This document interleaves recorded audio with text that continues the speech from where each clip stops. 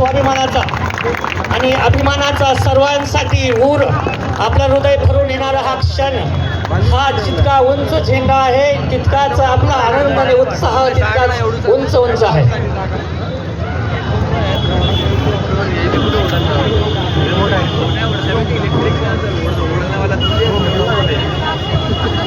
आपल्या टाळ्या या ठिकाणी थांबायला नको आहे. जोरदार टाळ्याने भारत माता की, आपला आवाज पूर्ण सगळीकडे गुंजला पाहिजे. भारत माता की, भारत माता की.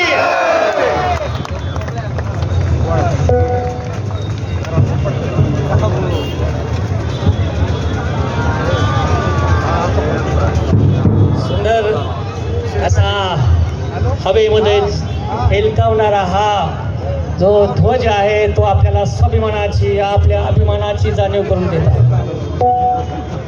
या ठिकाणी जसा जसा तो आकाशाकडे झेपवत आहे तसा तसा आपला आत्मविश्वास सुद्धा त्या ठिकाणी उंच भरारी घेता.